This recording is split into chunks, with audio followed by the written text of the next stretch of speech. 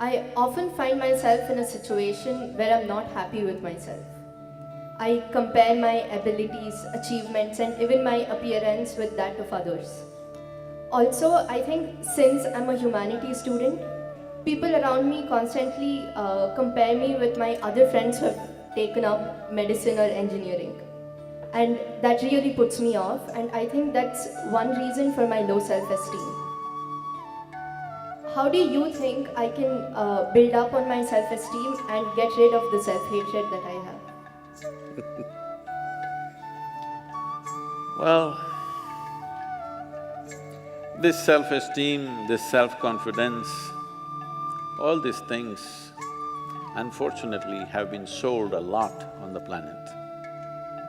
Why do you need esteem?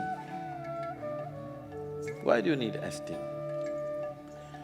Esteem is because you want to be little one-up on somebody else all the time. Unfortunately, our education systems were made like this, right from kindergarten. Who is first, who is second, who is third? You want to be first. So, your sense of happiness is only when everybody is doing worse than you. What kind of life is that?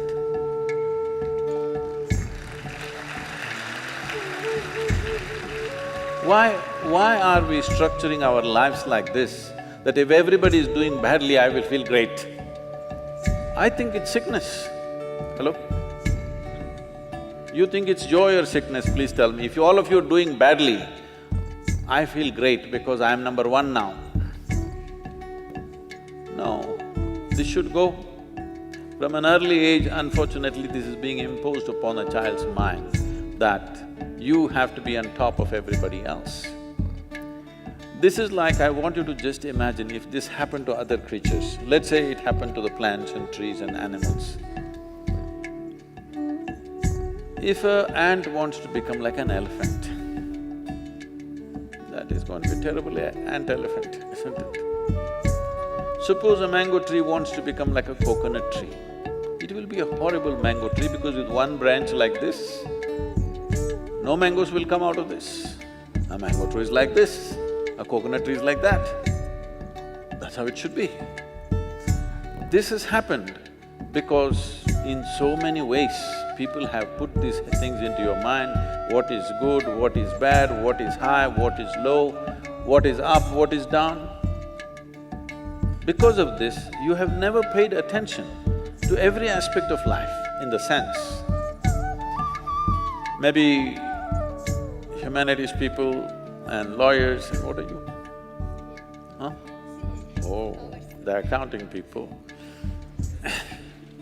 You never paid attention to these things. I spend a lot of time paying attention to all kinds of creatures, ants and grasshoppers and worms and everything.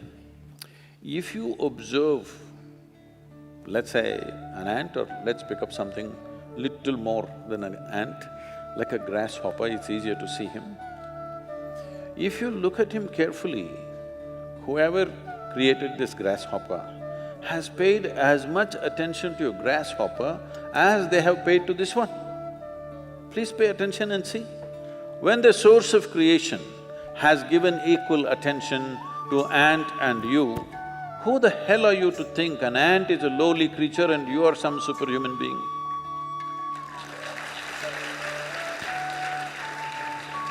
Why are you making this judgment?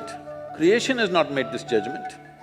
You may think you're superior simply because you're in a blatant manner, you're walking on this planet, but that's not true. The fact of the matter is like this. See, if all the worms on this planet, right now if all of them die, all the worms, in about 12 to 18 months, all life on this planet will cease, everything, including you and me. Suppose all the insects die today, in something like 2.5 to 4 years' time, all life will cease. But if all the human beings die, the planet will flourish.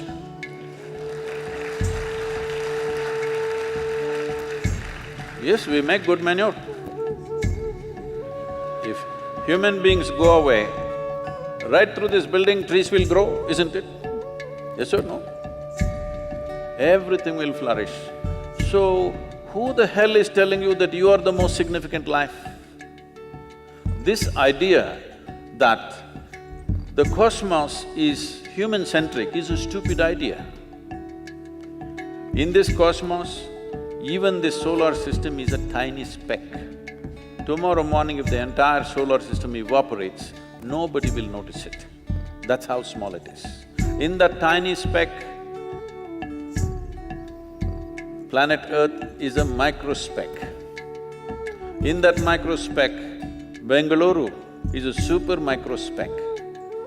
In that, you are a very big person with great self-esteem.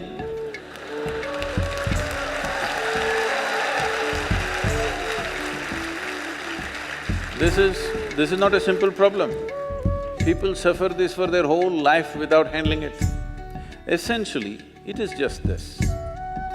You have gotten yourself into a place where most human beings are in this place. You get yourself into a place where you cannot handle your own thought process and your emotion. That's all. You meet 50, 60-year-old people, they've still not figured how to handle their thought and emotion.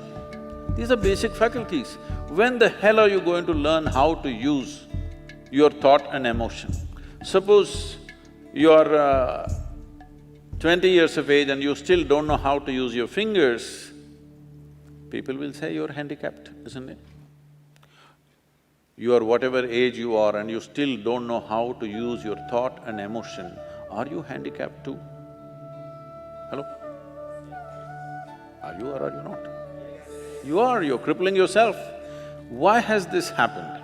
Is simply because you have made unnatural divisions in the existence, which don't exist anywhere else except in human mind. Yes? Nowhere else does it exist except in human mind. Because you're a little girl, can I call you a little girl? Okay. Yes, you can. No, I'm telling you the boys, she's not a little girl for me, she's a little girl. So, when my daughter was growing up, she grew up with me traveling all over the place. When she was 3.5 months of age, she's traveling with me alone. I'm driving all over India with her in the strapped to the seat of the car. So, she grew up like this, and every day we're in some different family. People are wonderful, but there is a problem with the adults. The moment they see a child, they want to teach the child something that's not worked in their life.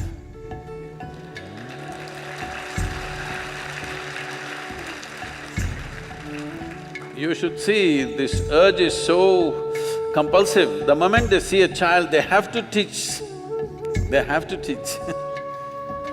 So I made one rule, see, you can play with her as much as you want, you can talk to her, but nobody is going to teach her anything. They said, Sadhguru, these girls but Sadhguru, she won't learn anything, ABC at least 1, 2, 3. I said, no 1, 2, 3. Then they said, she won't know how to count even her fingers. I don't care. If she doesn't know how to count her fingers, as long as she knows how to use her fingers, I don't care. She thinks she has 1,000,000 fingers, what's my problem? But they want to teach 1, 2, 3, ABC, Mary had a little lamb. I said, I don't care whether Mary had a lamb or no lamb. You're not going to teach her anything. So nobody taught her anything. She's all ears, everybody treat her… because if you have nothing to teach, you have to treat somebody like your equal.